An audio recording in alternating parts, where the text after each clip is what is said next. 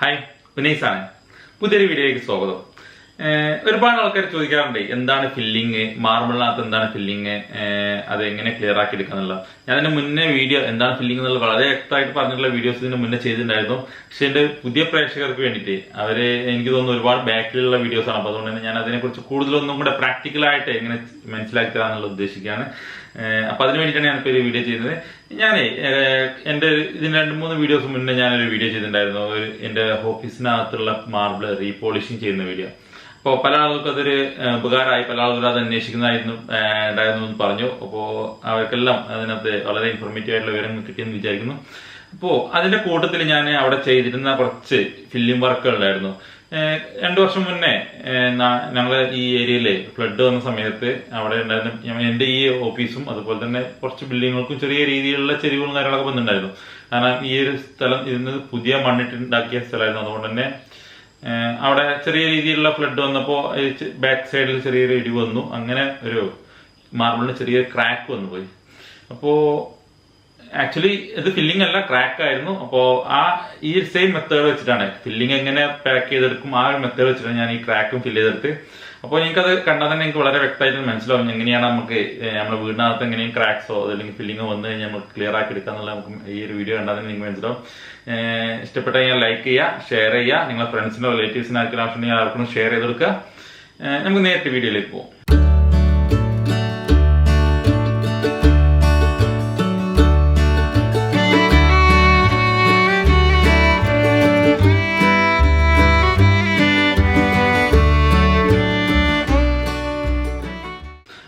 ഞാൻ ഇതിനു വേണ്ടി ആദ്യം ചെയ്തത് കല്ല് 0യും കാര്യങ്ങളൊക്കെ അടിച്ചെടുത്തു.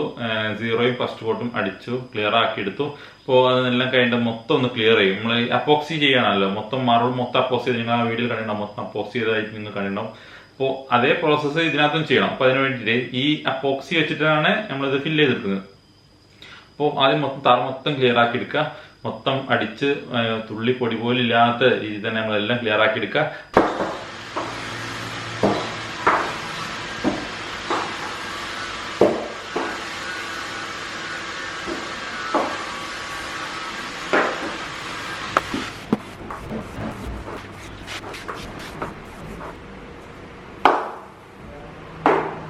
അതിനുശേഷം നമ്മൾ ചെയ്യേണ്ടത് ഇതിനകത്ത് ഇത് ക്രാക്സ് ആയതുകൊണ്ട് ഒത്തിരി കുറച്ച് വലുപ്പമുണ്ട്. ഫില്ലിംഗ് ആണെങ്കിൽ ഇത്ര തന്നെ ക്ലിയർ അത്ര ഡെപ്തും കാര്യങ്ങളൊന്നും ഉണ്ടായിക്കൊള്ളുന്നില്ല. ചെറിയ ലൈൻസ് ആയിരിക്കും വരിക.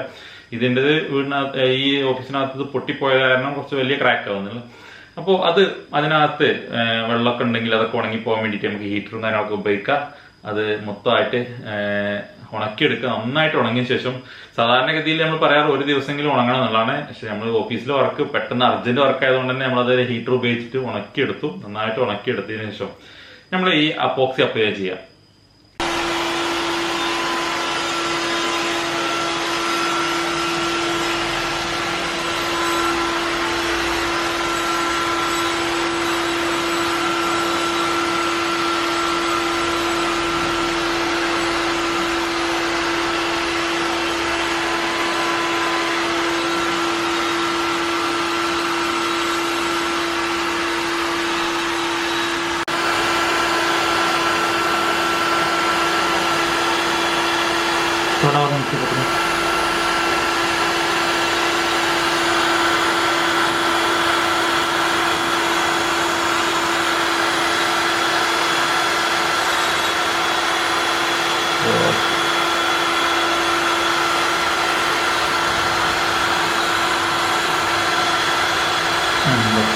അപ്പോക്സി അപ്ലൈ ചെയ്യുമ്പോൾ സമയത്ത് നമുക്ക് അത്യാവശ്യം കുഴപ്പമില്ലാത്ത രീതിയിലുള്ള നല്ല പാക്കേജ് അതിനകത്തോട്ട് നന്നായിട്ട് ഇറങ്ങുന്ന രീതി തന്നെ ചെയ്യണം.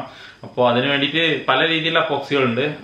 വളരെ ലൂസ് ആയിട്ടുള്ള അപ്പോക്സി ഉണ്ട്, കുറച്ച് ടൈറ്റ് ആയിട്ടുള്ള അപ്പോക്സി ഉണ്ട്. ഏതാണെങ്കിലും ഉപയോഗിക്കുമ്പോൾ നമ്മൾ ആദ്യം ഒന്ന് ഉപയോഗിച്ചതിന് ശേഷം ചെറിയ രീതിയിലൊന്ന് ഇത്തിരി നേരം കഴിഞ്ഞിട്ട് അത് അതിനകത്തോട്ട് ഇറങ്ങിപ്പോയിട്ടുണ്ടെങ്കിൽ വീണ്ടും അതിനകത്തോട്ട് തന്നെ അപ്ലൈ ചെയ്ത് അത് മൊത്തം ഫില്ലാവുന്ന രീതിയിൽ ചെയ്യാം. ചെറിയ രീതിയിലുള്ള ഫില്ലിംഗ് ഒക്കെ ആണെങ്കിൽ അത് ഒറ്റ കോട്ട് തന്നെ ഇതായി പോകും. ചില രീതിയിൽ ക്രാക്കുകളാണെങ്കിൽ 10-15 വർഷം കഴിഞ്ഞാൽ വീടിനകത്ത് റീപോളിഷ് ചെയ്യുന്ന സമയത്ത് ക്രാക്കുകൾ ചിലപ്പോൾ ഇതേ സംഭവം ഈ ഫ്ലഡ് കാരണോ അതല്ലെങ്കിൽ വൈബ്രേഷൻ കണ്ടോ എർത്ത് വെപ്പിന്റെ പ്രശ്നങ്ങൾ കൊണ്ടോ എന്തെങ്കിലും വേറെ എന്തെങ്കിലും കാരണം കൊണ്ട് ഇങ്ങനെ മാർബിളുകൾ വിള്ളൽ വരാൻ സാധ്യതയുണ്ട്. കാരണം വലിയ സ്ലാബുകളല്ലേ.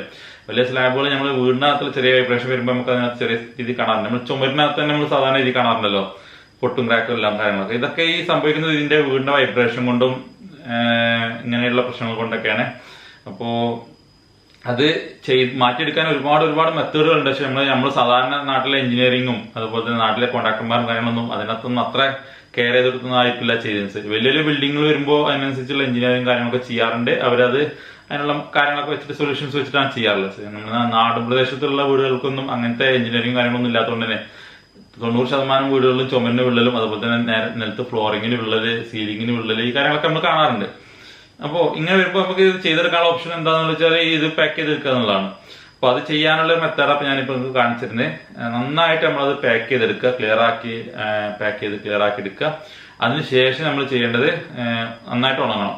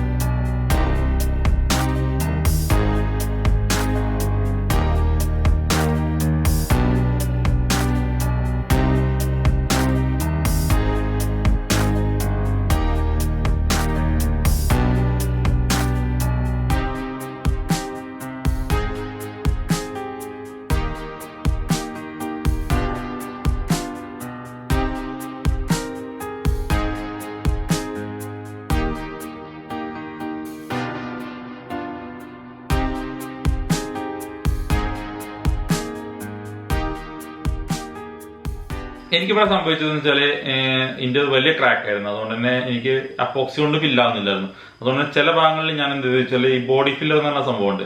അതും ഇതുപോലെ തന്നെ തിരിയുടെ കട്ടി കൂടിയ മെറ്റീരിയലാണ്. നമുക്ക് ഇത് വളരെ ലൂസായിട്ടുള്ള അപ്പോക്സി ഇടുന്ന സമയത്ത് അതെ അതിനകത്തോട്ട് ഇറങ്ങിപ്പോകുന്ന ഒരു സിറ്റുവേഷൻ ഉണ്ടായിരുന്നു. കാരണം ചെറിയ രീതിയിലുള്ള ഫില്ലിംഗ് കാരണം ഞാൻ സംഭവിക്കില്ല. പക്ഷെ ഇത് വലിയ ക്രാക്ക് ആയിരുന്നു. അതുകൊണ്ട് തന്നെ അതിനകത്തോട്ട് കൂടുതലായിട്ട് ഇറങ്ങിപ്പോയി. അതുകൊണ്ട് ഞാൻ അതോടെ ഉപയോഗിച്ച് ചില ഭാഗങ്ങളിൽ ഞാൻ ബോഡി ഫില്ലർ ഉപയോഗിച്ചിട്ടുണ്ടായിരുന്നു. അപ്പൊ അതെനിക്ക് ഈ വീഡിയോയിൽ തന്നെ കണ്ടാൽ മനസ്സിലാവും ചില ഭാഗങ്ങളിൽ. പിന്നെ എന്റേത് ഞാൻ ഉപയോഗിച്ചിട്ടുള്ള മാർബിൾ കട്നിയാണ്. അതുകൊണ്ട് തന്നെ അത് ലൈൻസിലൂടെ തന്നെ പോകുന്നുള്ളൂ. അതുകൊണ്ട് നമുക്കത് ഫില്ല് ചെയ്ത് കഴിഞ്ഞാൽ ഡിസൈൻസ് നമുക്ക് ഒരിക്കലും അത് ഐഡന്റിഫൈ ചെയ്യാൻ കഴിയില്ല. നമ്മൾ ഫില്ല് ചെയ്തിട്ടുണ്ടോ ഇല്ലയോ എന്നുള്ള നമുക്ക് ഐഡന്റിഫൈ ചെയ്യാൻ കഴിയില്ല. സാധാരണഗതിയിൽ ചില കേസിൽ ഫില്ലിങ്ങുകളെല്ലാം ചിലപ്പോൾ ആ ലൈൻസ് കാണും. അത് നോർമലായിട്ട് വരുന്നതാണ്. ഇതിനകത്തും കാണുന്നുണ്ട്. പക്ഷെ അത് നമുക്ക് ബാക്കിയുള്ള ലൈൻസ് വെച്ച് കമ്പയർ ചെയ്യുമ്പോൾ നമുക്ക് അത് ഐഡന്റിഫൈ പെട്ടെന്ന് മനസ്സിലാക്കി എടുക്കാൻ പറ്റില്ല എന്നുള്ളത് ഒറ്റ പ്രശ്നം മാത്രമേ ഉള്ളൂ. അപ്പോ അങ്ങനെ ഒരു ദിവസം അല്ലെങ്കിൽ 2 ദിവസമൊക്കെ വെയിറ്റ് ചെയ്യാം.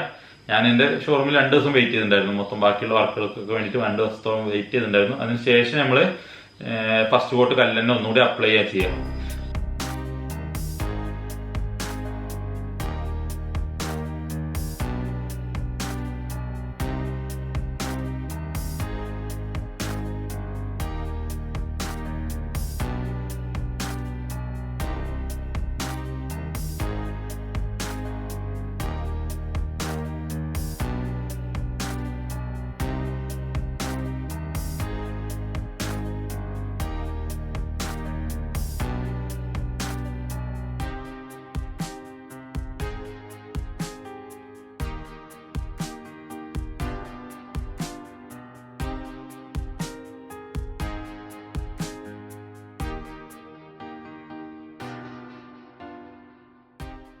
പിന്നീടും ക്രാക്ക് ഫില്ല് ചെയ്തില്ലെങ്കിൽ അല്ലെങ്കിൽ ഈ ഫില്ലിംഗ് ഉള്ള ഭാഗം ഫില്ലായിട്ടില്ലെങ്കിൽ ഒരു പ്രാവശ്യം കൂടെ നമുക്ക് അപ്ലൈ ചെയ്യാം.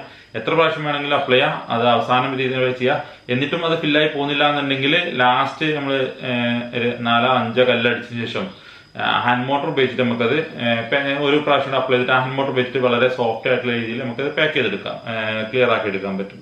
അപ്പോൾ ഈ രീതിയിലാണ് നമ്മൾ ഫില്ലിങ്ങിന്റെ മെത്തേഡ്. അത് എങ്ങനെയാണ് ഫില്ല് ചെയ്യുക, രണ്ടാമത് അപ്പോക്സി കാര്യങ്ങൾ ക്ലിയർ ചെയ്യുക. ഇത് പലർക്കുള്ള ഡൗട്ടായിരുന്നു. ഇതിനകത്ത് ഇപ്പോൾ ഒരു 5 വർഷം കഴിഞ്ഞപ്പോൾ ചെറിയ രീതിയിലുള്ള ക്രാക്കുകൾ കണ്ടുവരുന്നു. ഇതുവരെ ഫ്രഷ് ആയിരുന്നു, മാറലായിരുന്നു. അപ്പൊ ഇത് വരാനുള്ള കാരണം ഇങ്ങനെയുള്ള റീസൺസ് ഒക്കെയാണ്. കാരണം ചെറിയ രീതിയിലുള്ള ഭൂമി കുലുക്കം കൊണ്ടോ അത് നമുക്ക് ഐഡന്റിഫൈ ചെയ്യാൻ കഴിയില്ല. പക്ഷെ പെട്ടെന്ന് ഇങ്ങനത്തെ കാര്യങ്ങളിൽ ഇതും അതുപോലെ തന്നെ ചുമരിലൊക്കെ പെട്ടെന്ന് ഐഡന്റിഫൈ ചെയ്യും. അതേപോലെ വെള്ളപ്പൊക്കം ഉണ്ടായി കഴിഞ്ഞാൽ മണ്ണ് ലൂസായി കഴിഞ്ഞാൽ തറയ്ക്കകത്തുള്ള മണ്ണ് ലൂസായി കഴിഞ്ഞാൽ ആ ഭാഗത്ത് ഇരിക്കും. അപ്പൊ അവിടെ എന്തെങ്കിലും വെയിറ്റ് ഉള്ള സാധനങ്ങളോ കാര്യങ്ങളോ എന്തുണ്ടെങ്കിൽ ആ ഒരു ഭാഗം ചിലപ്പോൾ ഒടിഞ്ഞു പോകാനുള്ള സാധ്യതയുണ്ട്. ഈ രീതിയിലൊക്കെ കാണാറുണ്ട്. അപ്പോ അത് ക്ലിയർ ചെയ്തെടുക്കാനുള്ള ഒരു ഓപ്ഷൻ ഇത് മാത്രമേ ഉള്ളൂ. നമുക്ക് ഇങ്ങനെ ചെയ്യാന്നുള്ള ഒരു ഓപ്ഷൻ മാത്രമേ ഉള്ളൂ. അപ്പോൾ അതിന് വേണ്ടിയിട്ടാണ് ഞാനിപ്പോൾ ഇങ്ങനെ ഒരു വീഡിയോ ചെയ്ത്. നിങ്ങൾക്ക് ഇഷ്ടപ്പെട്ടെന്ന് തോന്നുന്നു. ഇഷ്ടപ്പെട്ടാൽ ഞാൻ ലൈക്ക് ചെയ്യണം, അതുപോലെ തന്നെ ഷെയർ ചെയ്യണം, സപ്പോർട്ട് ചെയ്യണം. ഒരുപാട് നല്ല നല്ല വീഡിയോസ് നമ്മൾ ചാനലിനകത്ത് വരുന്നുണ്ട്. പുതിയൊരു വീഡിയോയും അടുത്ത പ്രാവശ്യം കാണാം. അതുവരേക്കും ബൈ ബൈ.